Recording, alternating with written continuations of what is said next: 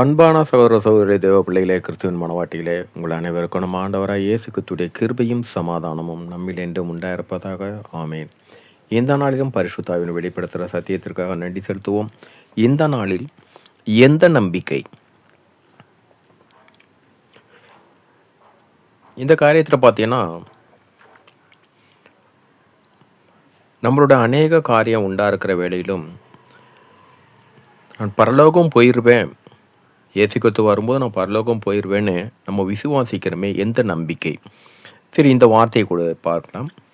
எபிரேயர் 7ஆம் அதிகாரத்தில் 19ஆம் வசனம், நியாயப்பிரமாணமானது ஒன்றையும் பூரணப்படுத்தவில்லை, அதிக நன்மையான நம்பிக்கையை வருவிப்பதோ பூரணப்படுத்துகிறது.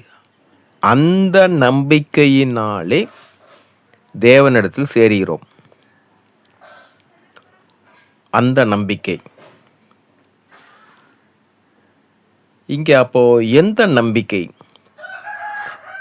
நான் நியாயப்பிரமாணத்தின் காரியத்தின்படி ஒருவரிடத்திலும் சரி பூரணமாகலை. ஏன்னா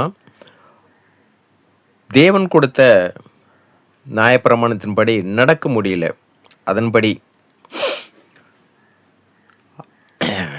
அதன்படி நடந்து அதை நிறைவேற்றும் போது பூரணமாகும். ஆனால் தேவன் கொண்ட நியாயப்பிரமாணமே முழு இஸ்ரவேலும் பூரணப்படுத்தப்பட வேண்டும். ஆனால் அவர்கள் கீழ்ப்படியாமையினால என்னன்னா அதை பூரணப்படுத்த முடியல இங்கே. ஆனால் நமக்கு அப்படி இல்லை. இப்போ எந்த தைரியத்தில் நானும் பரலோகம் போவேன், எந்த தைரியத்தில் நம்ம சொல்கிறோம் என்றால், மாமிசமாக நம்ம அதை சொல்கிறதுக்கு யோசிப்போம். ஆனால் எப்பொழுது நம்ம ரட்சிக்கப்பட்டோமோ, நம்ம ஆண்டவரை இயேசு கிறிஸ்துவை ஏற்றுக்கொண்டோமோ, அன்றே நம்ம ஆவி ஆத்மா சரீரத்தில் நம்ம உணரப்பட்டாச்சு. அந்த காரியத்தின்படி தான் இயேசு கிறிஸ்து வருகையின் போது நானும் அவரோட போவேன்னு சொல்கிறோம். சரி, எந்த நம்பிக்கைன்னு பார்க்கலாம். அதே எபிரேயர் 10ஆம் அதிகாரம் 10ஆம் வசனம், இயேசு கிறிஸ்துவினுடைய சரீரம் ஒரே தரம் பலியிடப்பட்டதினாலே அந்த சித்தத்தின்படி நாம் பரிசுத்தமாக்கப்பட்டிருக்கிறோம். இது பூமிக்குண்டான காரியமா? நாம் இதை ஏற்றுக்கொள்ளாததுக்கு நாம் தயங்குவோம். ஆனால் ஆவிக்குள்ளாகவும் ஆத்துமாக்குள்ளாகவும் சரீரத்துக்குள்ளாகவும்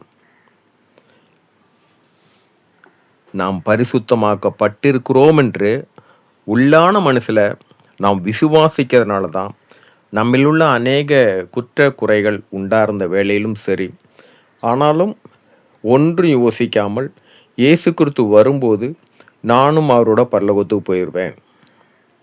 இப்போ எந்த நம்பிக்கைன்னு பார்த்தீங்கன்னா, இந்த 10ஆம் அதிகாரம் 10ஆவது வசனம் எபிரேயரில், இயேசு கிறிஸ்துவனுடைய சரீரம் ஒரே தரம் பலியிடப்பட்டதினாலே அந்த சித்தத்தின்படி நாம் பரிசுத்தமாக்கப்பட்டிருக்கிறோம். சகலத்தில் பாவத்தில் உள்ள எல்லோரையும் இயேசு கிறிஸ்துவ ரத்தத்தின் மூலமாக எல்லோரும் மீட்கப்பட்டதுனால அவரை ஏற்றுக்கொண்டதெல்லாம் பரிசுத்தமாக்கப்பட்டிருக்கிறோம். அந்த நம்பிக்கை தான்.